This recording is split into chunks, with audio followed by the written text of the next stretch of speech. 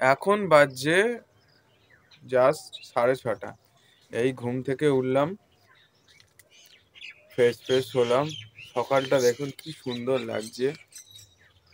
একদম ট্রেন থেকে একদম পাখির সমারোহ দেখুন, কত পাখি এসে বসেছে। দেখুন কত পাখি। চলুন গরম গরম চা খাই। চা খেয়ে একবার সমুদ্রের দিকে যাব। চলুন।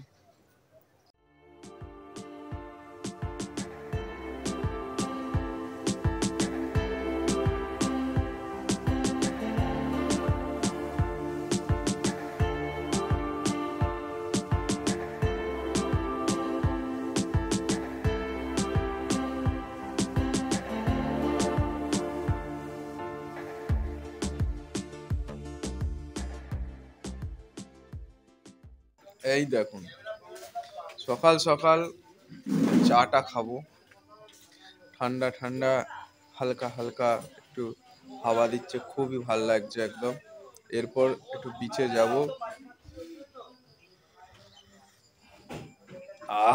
দাঁড়াও দাদা, এইখানটা দেখছেন একটা কি একটা করা আছে। এইখানে হচ্ছে বন ফায়ারও হয়, প্লাস হচ্ছে বারবিকিউ চিকেনও হয়। এখানে যদি কেউ হচ্ছে অর্ডার করে 1 কেজি মাংসের দাম হচ্ছে 500 টাকা এখানে। যখন এখন বাজছে 7টা, মানে 7টা বাজে 2 মিনিট বাকি। এখন এই পথ ধরেই যাব হয়ে বিচের দিকে, দেখবো সমুদ্রটা আর কতটা সামনে এসছে। এখান থেকে সমুদ্রের গর্জন হালকাভাবে শোনা যাচ্ছে। হালকা বলবো না, জাস্ট ভালোই শোনা যাচ্ছে। চলুন।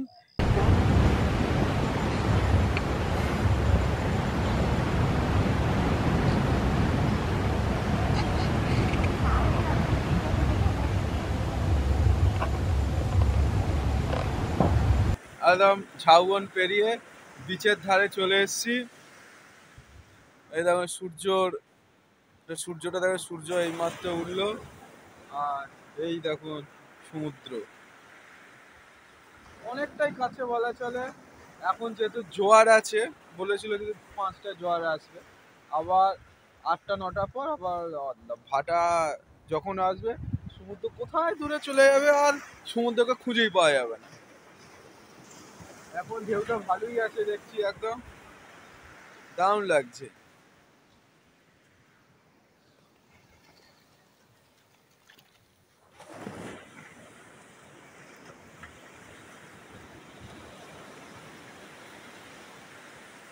চলুন চলুন একবার সমুদ্রের কাছে যা যাক। পা না ভেজালে তো হয় না, তাহলে আর সমুদ্রের মজাটাই কি হলো। পা তো ভেজাবোই আর, সমুদ্র থাকলে পা ভেজাবোই আর। ঠান্ডা, আরে কি ঠান্ডা জল। ও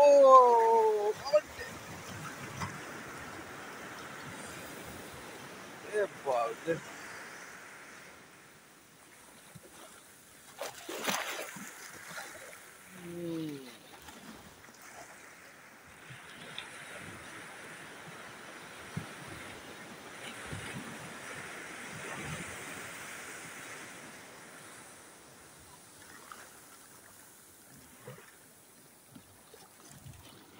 এখানে কেউ চান করছে কিনা কেউ এখনো লক্ষ্য করিনি, কিন্তু এই সমুদ্রে যতদূর দেখে খাল নেই। কারণ কালকে আপনাদের দেখিয়েছি যে সমুদ্র কোথায় চলে গেছে, খাল নেই। আপনি হেঁটে চলে যেতে পারবেন, একদম অনেক দূর চলে যেতে পারবেন, প্রায় 1 কিলোমিটার 1.5 কিলোমিটার তো বটেই। একদম কোনো খাল নেই।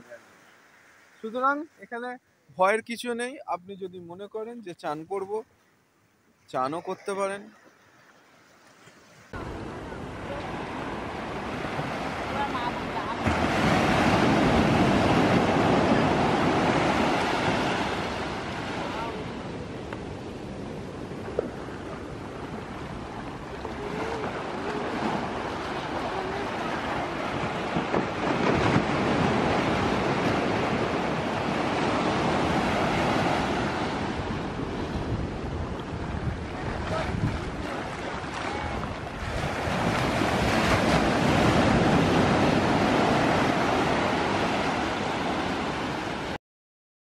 8টার সময় আমরা ব্রেকফাস্ট করে নিই।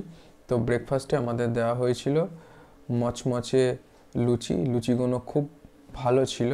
তার সাথে ছিল ছোলার ডাল, ডিম সেদ্ধ এবং মিষ্টি। আমি যদিও মিষ্টি খাইনি। তো আর তারপর আমরা বোটিংয়ের জন্য রওনা দিই। বোটিংয়ের ব্যাপারটা ম্যানেজার বাবুর কাছে জানতে পারি। এখানে মোহনায় বোটিং ছাড়ে, মানে মোহনা অবধি আপনাকে ঘুরতে নিয়ে যাবে। তো বোটিংয়ের জন্য লেগেছিল আমাদের পার পার্সন 750 টাকা করে। তো ম্যানেজারের কাছ থেকে আমরা 750 টাকা দিয়ে দিই। কিন্তু মোহনার থেকে মানে ক্যাম্প থেকে মোহনা অবধি যেতে আপনাকে 300 টাকা করে অটো ভাড়া দিতে হবে, মানে যেতে 300 টাকা, আসতে 300 টাকা। তা আপনাদের আর একটা কথা বলে দিই, বালাসোর থেকে দুবলাগাড়ি ভাড়া হচ্ছে 700। আপনারা বালাসোর স্টেশনের ধার থেকে অটো যদি বুক করতে চান, ওখানে কিন্তু আপনাদের প্রচুর দাম দর করতে হবে। কেউ বলবে 1000 টাকা, কেউ বলবে 1500 টাকা। সেখান থেকে নামিয়ে আনতে হবে হচ্ছে 700 টাকায়, যা খুব কষ্টকর। কারণ আমরা যখন অটো ধরেছি আমাদেরই নিয়েছিল 750, তার নিচে আর কিন্তু কমায়নি, কিন্তু অ্যাকচুয়াল রেট হচ্ছে 700 টাকা। তাই বলছি, যখন আপনারা বুক করবেন ক্যাম্পে জানিয়ে দেবেন যেন ক্যাম্প থেকে অটোটা আসে পিক আপ করতে। ওরা মানে আপনারা যদি ক্যাম্পে বলেন তাহলে কিন্তু অটো আপনাদের তা পাঠিয়ে দেবে তা পিক আপ করার জন্য। এখানে যারা বোটিংয়ে দেখছেন যে মানুষজন চেপেছেন, সবই কিন্তু আশেপাশের ক্যাম্পে মানুষ, মানে ক্যাম্পে ম্যানেজাররাই এই বোটিং অ্যারেঞ্জমেন্ট করে দেয়। আর আমাদের বোট হচ্ছে মোহনা অবধি যাবে, মানে 1 ঘন্টা যাত্রাপথ। এই 1 ঘন্টার মধ্যে আপনাকে মোহনা থেকে ঘুরিয়ে নিয়ে আসবে। কত বড় বড় মাছের ট্রলার দেখুন।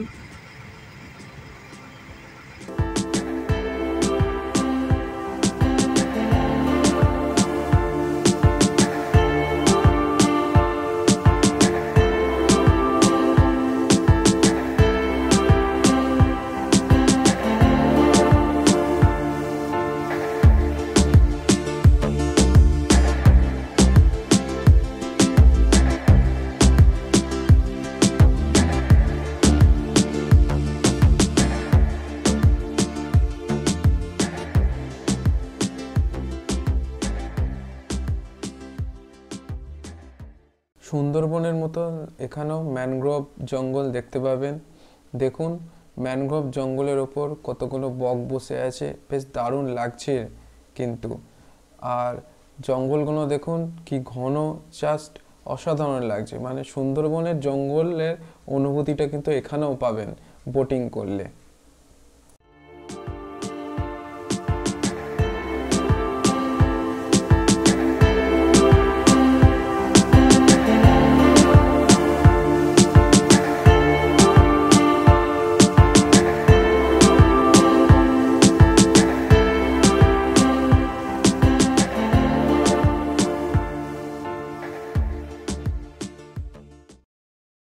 আর এদিকে যেতে যেতে যে বাঁশ দিয়ে ঘিরে দেওয়া আছে একটা জায়গাটা দেখছেন, যে একটা দুটো করে বাঁশ পোতা আছে, এগুলো হচ্ছে চিংড়ি মাছ চাষ করা হয়, মানে চিংড়ি মাছের ভেরি। এগুলো বিভিন্ন রকম চিংড়ি মাছের চাষ হয় এখানে। আর একটা কথা, কিন্তু বোটিংয়ে যখন যাবেন তখন কিন্তু লাইফ জ্যাকেট অবশ্যই পরবেন, তা নাহলে এই যে পাশ দিয়ে যাচ্ছেন দেখছেন উড়িষ্যা ওয়াটার পুলিশ, তারা কিন্তু আপনাদের পুরো বোটকেই কিন্তু ফাইন করে দিতে পারে। সেই জন্য নিজেদের সুরক্ষার জন্য হলেও এই লাইফ জ্যাকেটটা পরুন। এই যে নদীটা দেখছেন,